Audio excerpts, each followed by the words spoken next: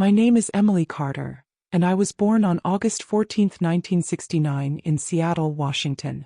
From the moment I first understood myself, I knew I did not fit the pattern laid out before me. At 13, while my classmates swooned over boys in hallways, I felt an electric pull toward the shy girl who sat 2 rows ahead. I shoved that longing deep beneath layers of ambition. Honors classes, college scholarships, a steady climb up the corporate ladder. By 40, I was vice president of operations at a national firm. A life of polished shoes, brisk handshakes, and whispered judgments. Yet beneath tailored suits and boardroom confidence, I carried a secret ache. Every Sunday morning I attended the pews of St. Mark's Cathedral, clutching a worn hymnal as if its prayers could bury my truth. I volunteered with the youth group, taught Sunday school, and donated generously, hoping devotion would fill the hollow space where acceptance should have grown. My faith was earnest, shaped by decades of scripture and ritual, but it struggled to reconcile with the woman I was becoming. On March 22, 2025, at precisely 9:47 p.m., the collision ended that careful balance. I was driving home along Rainier Avenue after a late meeting when a speeding car ran a red light and plowed into my driver's side. Metal screamed, glass exploded, and my world inverted as airbags deployed and seatbelt straps bit into my chest. In the seconds before impact, my mind slipped free of pain and fear. I hovered in a pale corridor of light and shadow, my heart still beating in my broken body behind me. In that near-death moment, I felt neither joy nor terror but a strange clarity. I was neither executive nor activist. I was simply Emily, flawed, yearning, alive in ways I had never permitted myself to be. Memories flooded in. The exhilaration of the first stolen kiss with a woman at age 17, the guilt that followed every admission of desire, the countless nights I prayed for forgiveness I couldn't grant myself. I saw the faces of mentors who praised my leadership while whispering caution about my private life, and I felt the weight of every lie I'd told to protect my reputation. Then the light dimmed and I sensed a pull downward, as though unseen hands drew me toward a fate I could not imagine. My body crumpled against twisted steel, but my spirit drifted into that limbo between heartbeat and stillness, the threshold where faith and truth would collide in ways I had never dared to face. In that moment, I realized the journey I thought was over had only just begun. My faith would no longer serve to conceal my heart. It would be tested in the fires waiting beyond life's fragile veil. When my vision returned, I stood on cracked obsidian ground that pulsed with molten veins like the world's bleeding arteries. A low, guttural hum vibrated beneath my feet, each tremor a whisper of ancient torment. The sky above was a roiling canvas of bruised purples and sickly oranges, and jagged spires of blackened stone crowned the horizon like grim sentinels. A corrosive mist curled through the air, tasting of sulfur and burned parchment. Every breath scorched my lungs, yet a blind curiosity propelled me forward. Flickering braziers swung from chains along a shattered colonnade, casting dancing shadows that writhed instinctively as if alive. The walls wept molten rock that hissed upon impact with the ashen floor. I wandered past a desecrated fountain, its once pure waters now a roiling pool of glowing embers, and noticed symbols carved in blood around its edge, circles that pulsed in rhythm with my heartbeat.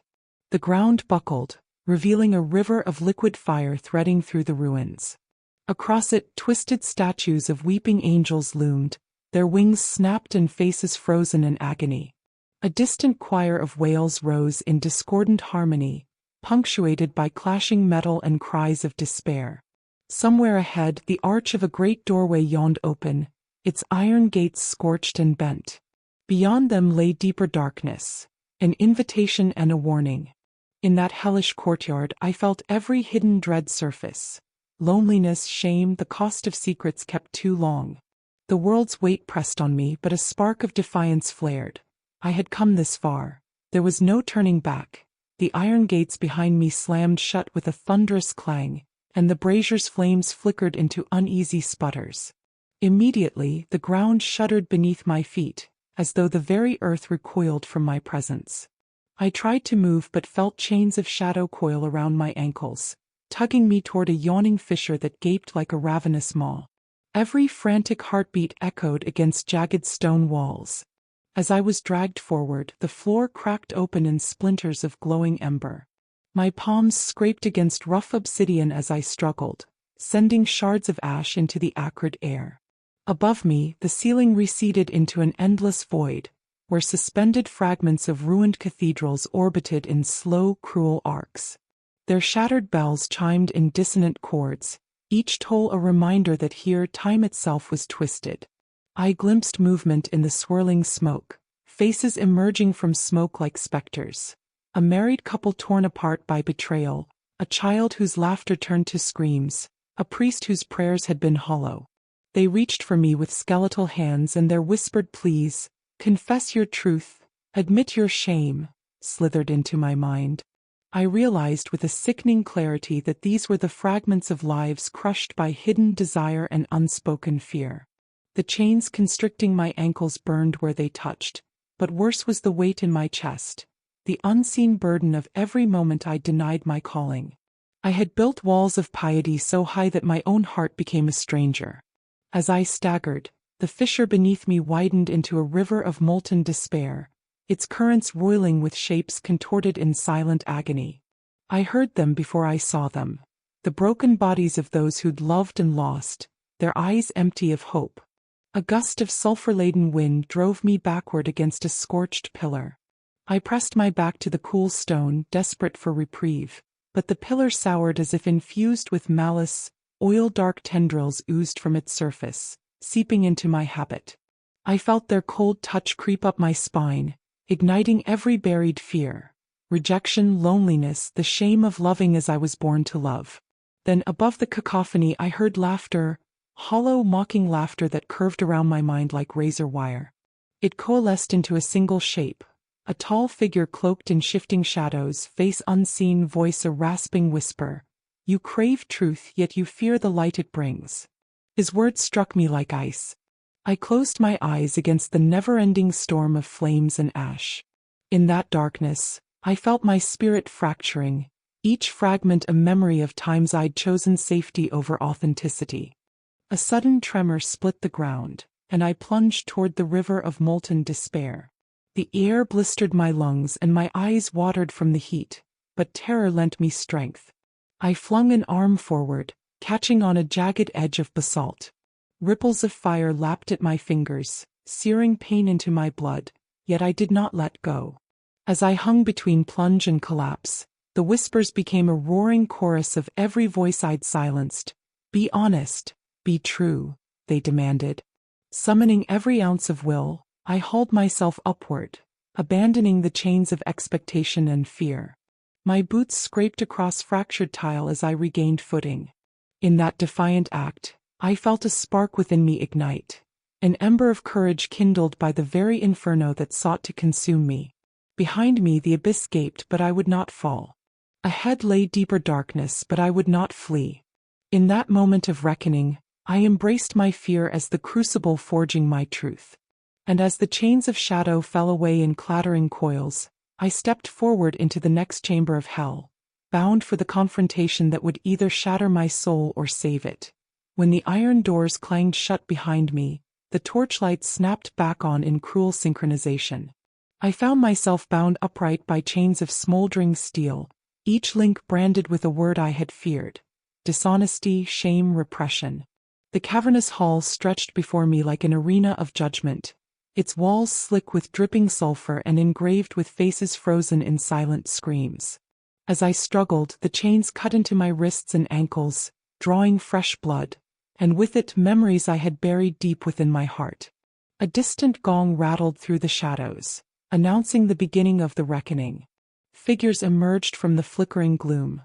First, the dignified silhouette of my mother, her stern expression carved into cracked marble. Then my teenage self, clutching the hand of the girl I once kissed behind the school bleachers.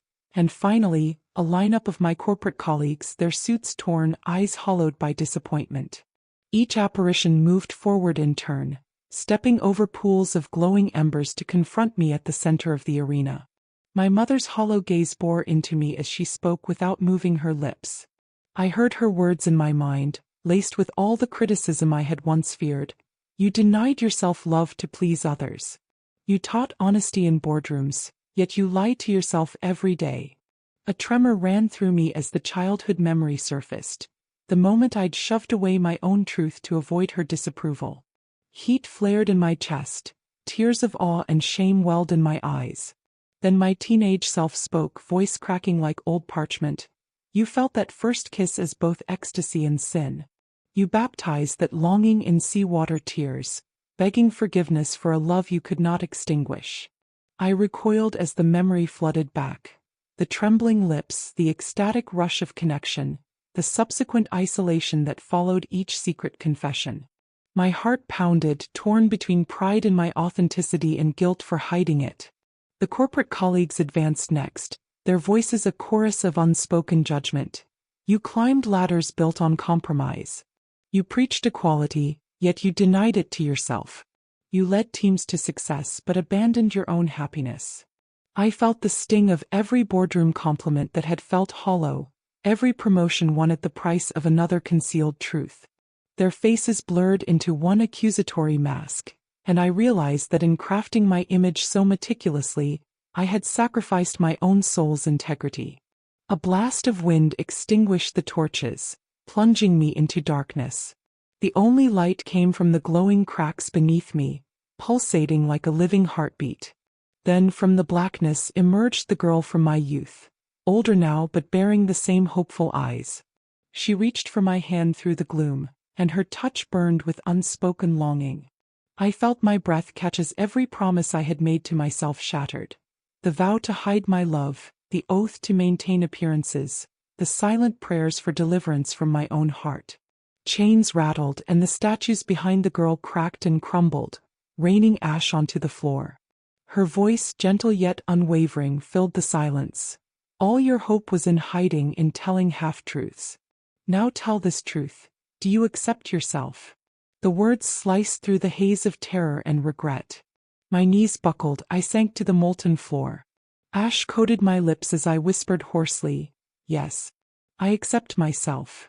At my confession, the chains that bound me glowed white-hot and disintegrated, the fragments falling away like shattered lies. The apparitions froze, their forms flickering as if surprised. The girl's smile was radiant, and in her eyes I saw the promise of forgiveness I had craved. But before relief could fill me, a deep rumble shook the hall. The molten veins in the walls pulsed faster, and the ceiling cracked overhead, unleashing a shower of ember and cinder. Amid the chaos, I caught sight of a colossal obsidian mirror standing at the far end of the arena.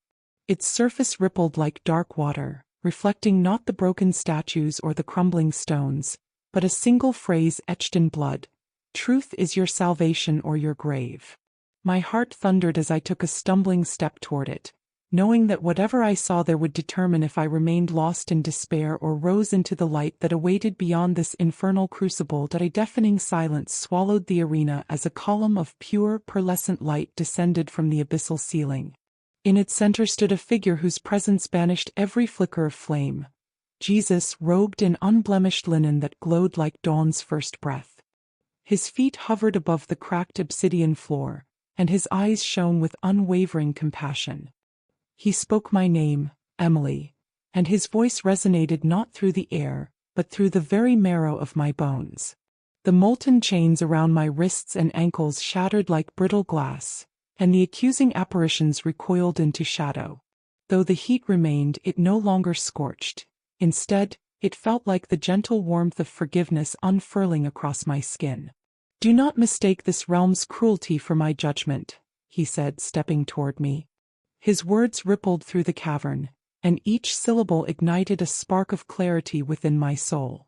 Men and women, saints and sinners alike, all bear my image.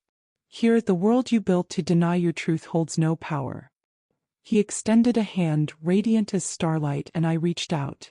The moment our skin met, a wave of peace surged through me, an answer to every doubt I had ever harbored. "Your love is not lesser," he whispered, "because of who you choose. In my kingdom, the heart's devotion is what matters."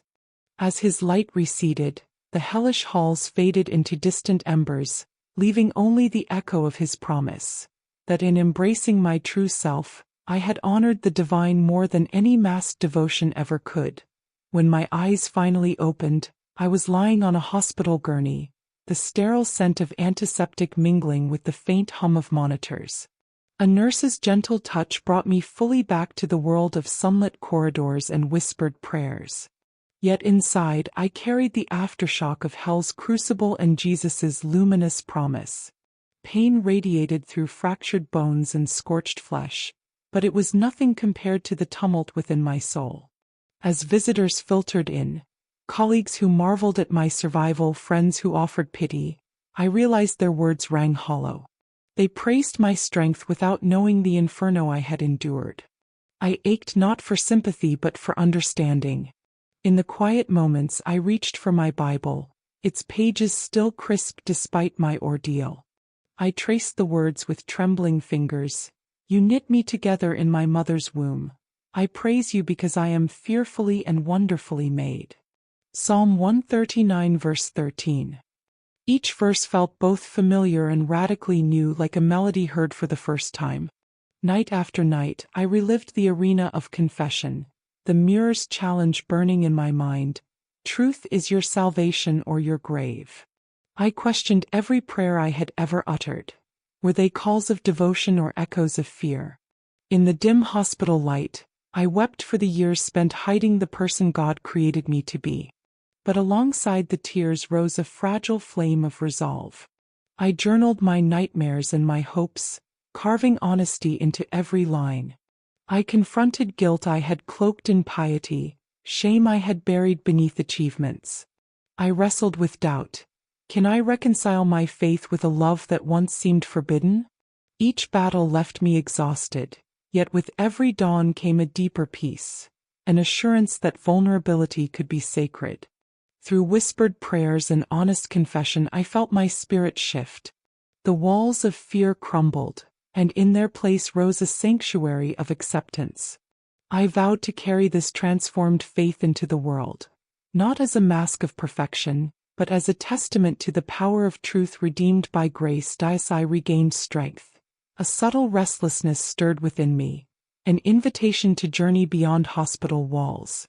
No longer content with hidden truths or silent prayers, I sought a path where faith and identity could coexist in harmony. I began by gathering in small circles with LGBTQ+ believers, each meeting illuminated by candlelight and the shared vulnerability of names spoken aloud. In those intimate gatherings, stories flowed freely, the relief in hearing you are loved, the courage born from witnessing others claim their own worth. I listened as a young woman recounted her first coming-out prayer, tears of joy mingling with the scent of frankincense. I shared my story too, the orphan longing of my teenage self, the corporate facade that masked my heart. With every confession, shame lost its grip and hope took root. Outside these circles, I walked through city parks and neighborhood storefronts, holding flyers for inclusive Bible studies. In whispered conversations at coffee shops, strangers asked me how to reconcile scripture and same-sex love. I pointed them to passages of radical hospitality. The woman at the well, the prodigal's welcome home, the Christ who touched the untouchable. Each reference became a lantern on a once shadowed road. My quest led me to write devotionals blending queer theology and personal testimony. I poured my newfound clarity onto the page. Reflections on Psalm 139 that affirmed every identity knitted by God. Meditations on Song of Solomon that celebrated the sacredness of desire. As I typed late into the night, I realized this work was more than academic. It was lifeline and legacy. With each shared prayer, each devotional sent out into the world, I felt a deeper calling, to build bridges where walls once stood, to transform hidden longing into public praise. In this new quest, every honest word became an act of worship, every shared truth a testament to the grace that meets us beyond fear. When I left the hospital, the spring air felt like a benediction. The world had not changed, but I had. I returned to my executive role with a renewed purpose, to dismantle walls of silence and build sanctuaries of truth. I led company workshops on authenticity, inviting colleagues to share their whole selves without fear. My presentations included passages from my own journals, raw, imperfect, alive with hope. On Sundays I returned to St. Mark's Cathedral not to hide but to testify. I spoke at the pulpit about the mercy I found in claiming my identity, inviting the congregation into a faith unburdened by shame. Faces softened, tears fell. I realized that my story was a bridge between hidden longing and divine acceptance. Outside church walls, I launched an online ministry for LGBTQ+ Christians, offering devotionals and support. Each message began with honest confession, mine and theirs, transforming private pain into shared praise. Responses poured in. I finally feel seen. My prayers no longer feel empty. Though the memory of hell's flames still stings, it serves as my guiding flame. I embrace my life, boardrooms and Bible studies, as a living testament that truth redeemed by grace can ignite change. My journey continues, and I invite you to step into your own light, where every hidden truth becomes a song of freedom.